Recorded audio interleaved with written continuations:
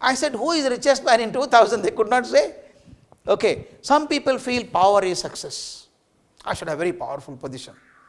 In fact, I did an exercise recently with the principals of CBSE schools. 49 principals I had in Rajkot. I told them, write down the names of all the Prime Ministers of India. Give a piece of paper, give them 2 minutes time. You try it home, and you go back home, try it. Write down the names of all the fortunately we don't have a long list of Prime Ministers. If I ask American President, they are long, 44. India is very small. I asked them, believe me, out of 49 people, 36 could not write all the names. I don't say that general knowledge is bad. They are not worth remembering. Those who are to be remembered are remembered. Those who need not be remembered are not remembered. If I do a workshop in Dehradun, they would invariably forget Devegowda's name. If I do in South, they forget the name of Chaudhry Charan Singh or I.K. Gujral or S. Chandrasekhar. They forget the name. Those who incidentally became Prime Ministers are not remembered. Those who became Prime Minister by their effort and contributed something to society are remembered. So therefore, the power per se is not important. All of them are Prime Ministers. No. Then why are they not remembered, all of them? Nehru is not forgotten. If I ask the list of presidents of India, nobody would forget Dr. Kalam. May forget the previous president, but not the previous president. They won't forget. The reason is that the man who contributed to society. Therefore, it is not the money, it is not the position. Sometimes I feel some people feel physical strength. I have seen some people. They feel they should be 6 feet 8 inches in height, 4.5 feet wide, walk like a bulldozer on the road, and they want to conquer the whole humanity by power, physical power. I have seen a person called Muhammad Ali. You would have seen, sir. In the US, I have seen him number of times. Muhammad Ali, 6 feet 4 inches devil. He was a heavyweight champion. He must have punched every nose that came in front of him. And he declared in 1967-68 that I'll conquer the world by power. I'll conquer the world by power. He became a heavyweight champion. You can't be champion all the time. I saw him year before last in the US. He had come to Chicago. He had to climb 2 steps and climb on the platform to do a promotion activity. Believe me, he could not come. He is suffering from Parkinson's disease. His hand shakes, face shakes. To drink a cup of coffee, somebody should hold his neck, somebody should hold the cup of coffee, then he can drink. Was he not the same man who was saying, I can conquer the world by power? Where is that power now? So power is not success. Many people thought they can conquer the world by power. Hitler thought so, Mussolini thought so, Napoleon Bonaparte thought so, and then Alexander the Great thought so, Osama bin Laden thought so. We can conquer the world by power, and all of them miserably failed. Those, in fact, there is an interesting dialogue, beautiful dialogue, my friends. It was Saint Helena that Napoleon Bonaparte was captured and imprisoned there. There is a dialogue between him and his friend. Napoleon is now bowed down by repentance. I killed so many people by wars. He tells his friend, I am getting light of the world now. I had so much power. I thought I can conquer the world by power. Many people before me also thought. But one young boy came here and won the 2/3 of humanity by his love and affection, by compassion. He is talking about Jesus Christ. A man did not have single weapon in his hand. He touched people's heart only by love, compassion, and giving, joy of giving to them. And he is remembered, and I will not be remembered. I did not become successful in life. He became successful. Tell me, finally, who won? The might or the love? And finally he says, friend, remember this. Don't try to be Napoleon Bonaparte. If possible, try to be Jesus Christ. The love of giving, joy of giving is so wonderful. They learned a lesson. And some people think that I can become successful by becoming famous. Your name should come on the paper for right or wrong reasons every day. And some people are there. They love to see the photograph on the first page. Do all circus to come there on the first page. But now tell me, I had done this exercise. I'll ask you also. St. Xavier College, Mumbai. Other Mumbai boys and girls are closer to cinema world. They will answer question very quickly. They looked happy also. I asked them, who was the hero number 1 of Hindi movies in 1940? 1940. You know the name? Who was? Because at that time Prithviraj Kapoor also had not come. Raj Kapoor, Devanand, they were all later. Prithviraj Kapoor and K.L. Saigal also acted for some time. He came in 46. I am asking 19. No, sir. There was another, I did not know. I went to a cinema critic because my knowledge of cinema is so bad. I went to a critic and asked him. He said there was a person called Shyamlal. I had not heard of the name also. Probably you had not heard of the name. Shyamlal was hero number 1 of Hindi movies in 1940. The silent movies of those days. If I ask who knows Shyamlal, nobody knows Shyamlal. But today know who is 1, 2, 3, 4. I told them, if I ask the students of Mumbai in 2050, who was hero number 1 of 2011 and 12? They say, we don't know. As we don't know who was hero number 1 of 1940s, hero number 1 of 1912 would not be known in 2050. That means that is not success. But see, these people I mentioned from Rama to Basavanna Shankaracharya I mentioned, these are remembered for all times to come. They lived here 5,000 years ago. But still we remember. That means I come to a conclusion, greater your contribution to society, greater the art of giving, you are remembered for a longer period. There is an interesting story in our Upanishads. Very interesting story. How beautiful it is. A person, a king, lives a very pious life. And then he does so much of good work, donation, charities, everything, he gives so much. Finally he dies and goes to heaven. He thinks he is going to stay in heaven for all times to come. He lives for few years, maybe 100 years or 200 years. That is heaven time. And then one day the heaven keeper comes and says, your time is up, tomorrow you should go down. He said, my God, I have done so much work. I have done so much of donations and all that. He said, yes. There is a simple rule in heaven. Whatever giving you have done on earth, as long as people remember who has contributed, as long as people remember the name of the giver, you will be in heaven. The day there is nobody to remember you, you will be out of the heaven. And he says, I'll give you a concession, you can go back to earth and see, see if anybody remembers you. If remembers, come back, I'll take you. This fellow goes to his place and the whole thing is changed. Whole city is changed. He can't recognize. He goes and asks, was there a king like this? He said, I don't know. I don't remember the name at all. He goes to oldest man and asks, story is very interesting. Oldest man, he says, I don't remember a king like that. It happened many, many centuries ago. We don't remember. But there is one owl there. Outside the village near the water tank, there is one owl there on top of the tree. It is supposed to be very, very old.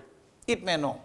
He goes and asks the owl, which is very old compared to this very old man in the town.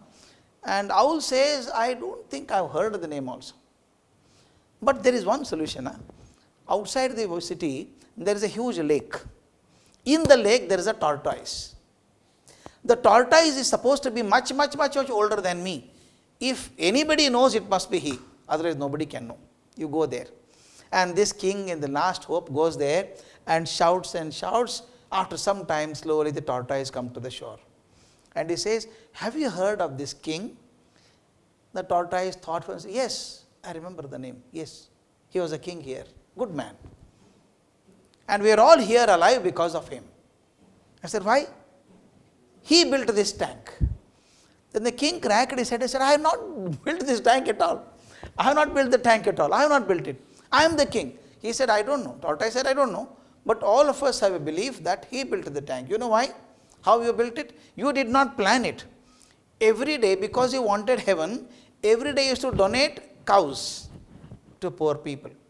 They would take the cows away from the city. And the cows refused to go to a strange place, They are reluctant to go. Those fellows will pull and the cows will pull back, and pulling up and down, a tank has been formed. And we are here. Whether you like it or not, consciously or unconsciously, you built this tank and we are remembering you and we are grateful to you because you built it. Immediately he saw a hand on his shoulder, turned back. The heaven keeper had come. Come, there are some more people remembering you. Come, your time is there. Message is so beautiful.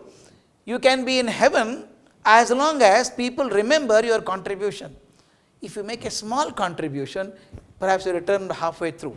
You don't even go to heaven. Come back because nobody would forget after that. That story is very simple. You make a contribution so small, you will remember for a small time. Your contribution is longer, you are remembered for a long time. So the way people remember you is proportional to the giving that you do.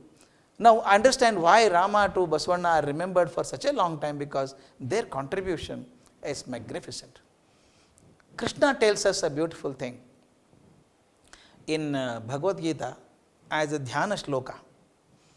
Dhyana shlokas, 10 shlokas are there. One of the shloka is very common. Vasudeva Sutam Devam Krishna Kamsa Chanura Mardanam Devaki Paramanandam Krishnam Vande Jagadguru. Very simple story. If you see, Sanskrit is so easy.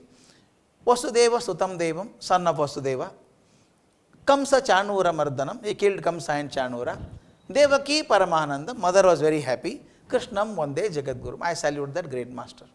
But to me it looks totally different. It looks totally different. Its meaning is totally different. Vasudeva Sutta, okay, Vasudeva's son. Devaki Paramanandam.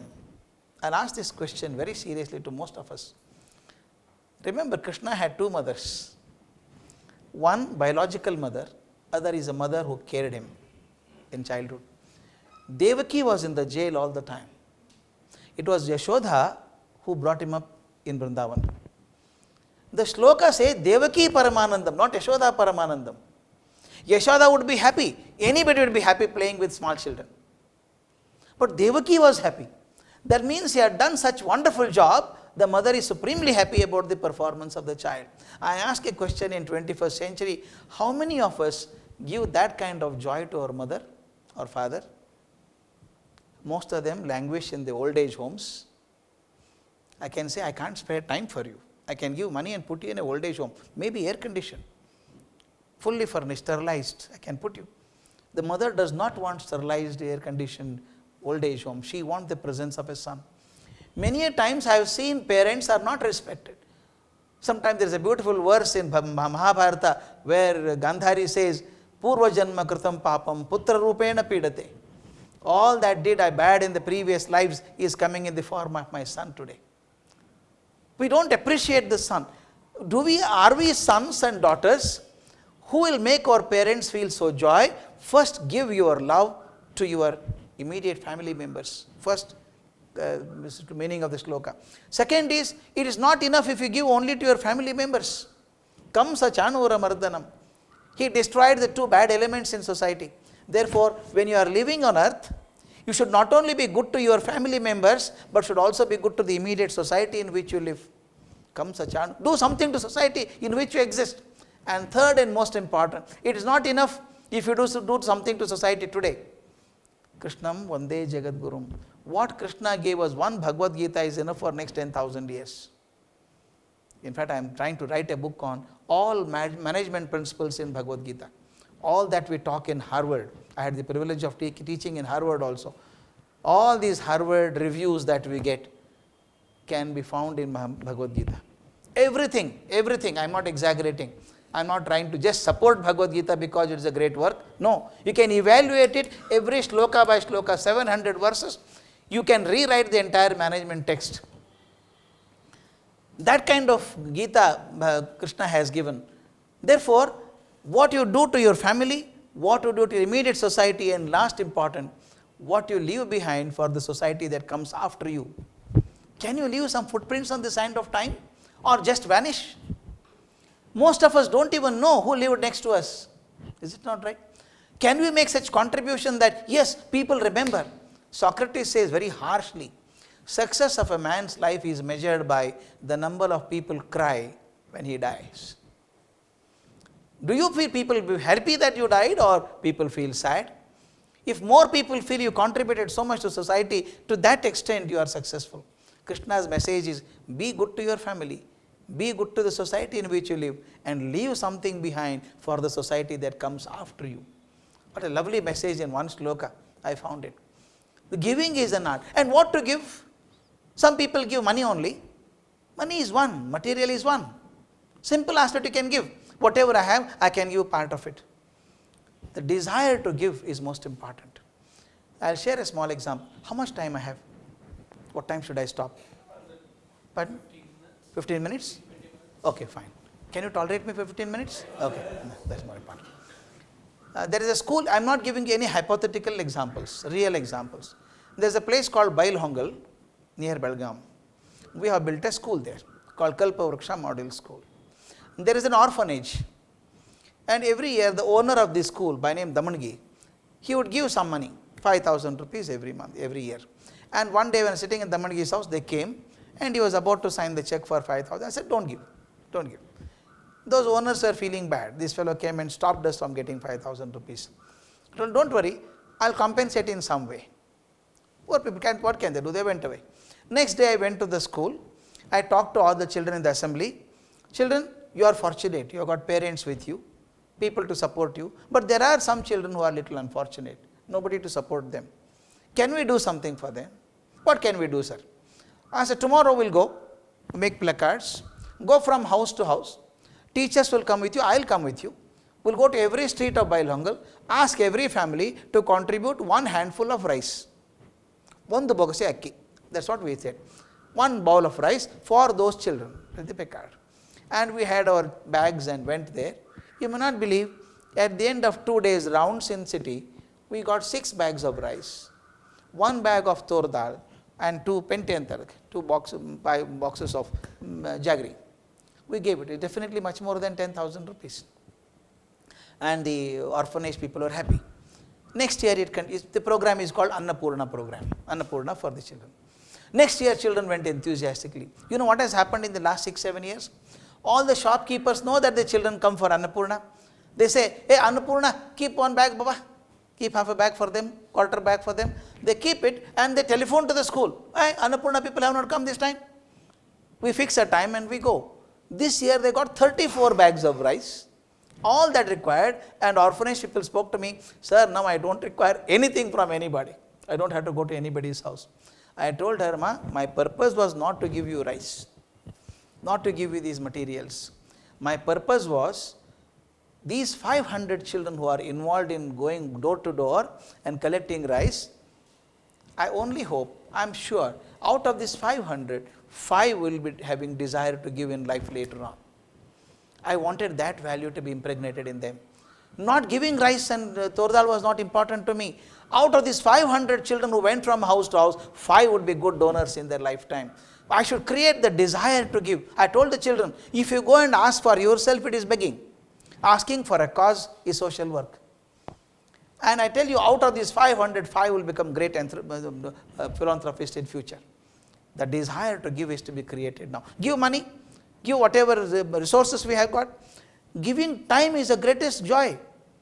Many times you don't have time. I can give anything but no time. I have seen people, children asking, Papa, can you be free for half a day? Virtually begging you to ask for half a day. Give time. Somebody is asking for time. You don't require anything else. Give some little time. It's all right. W.B. Yeats, I don't know how many of you heard of W.B. Yeats, a great critic who introduced Rabindranath Tagore to the Western world, has written his biography. In biography writes, one day he was sitting, pretty typical English, you know, they don't go without prior appointment. Even the son telephones to the father, Papa, can I come and see you for half an hour? He has to ask. That kind of culture. Yeats was in his house. He found a knock on his door. Surprised. No appointment. Who is coming? He went and opened the door. Suddenly he saw an old man. He doesn't know him. But then remembered, I think I've seen him in the road, in the morning walks. I've seen him. He must be staying somewhere down the road. The old man, his eyes were red. He said, Mr. Yeats, can I come in? Please come. He called him. The table here, chair of Yeats was there, another chair was there. The old man came and sat there. He didn't know why he has come. He removed his spectacles on the table, held his hands and started sobbing like a child. The old man started crying. Yeats does not know, first of all, who is he, why is he crying. It is very unusual for an English family. He went round, put his arm. What do we do in that situation? He put his arms around the shoulder of this old man, patted and said, don't worry, sir, God will be with you. Don't worry, God is with you. That's all he said. Old man wiped his tears, wore his spectacles and came to the door and said, thank you, Mr. Yeats, I am going back. He said, sir, anything I can do for you? You are in distress, any problem? He said, yes, sir. Today, just now, half an hour ago, I received a telegram that my only daughter died in an accident in Australia. I don't have any flight today. I leave tomorrow morning. I was feeling so restless. There's nobody with me. I'm alone in the house. I didn't know what to do. I was feeling so distressed. I thought you are at home. I thought I'd just share with you. I felt a little better. Thank you so much. And Yeats writes in his diary, what did I do for the old man? I did not do anything, but he thanked me. For what? I gave my time, my sympathy, my empathy to him. Just one word. Nothing to worry. God will be with you. My friends, believe me, most people come to us not to find solutions. They want to have a shoulder to cry on. Can you give that empathetic time? That is a great giving. Giving interest is more important. Interest is also can be given. Somebody is saying enthusiastically, you know what happened today morning? You say, shut up. Who bothers about it? Then one of the best way to destroy people is not to show interest in their work. They come with a drawing and say, sir, is it okay, sir? Come at 3 o'clock, no problem. That enthusiasm is just gone. Wait for 1 minute and say, okay, good.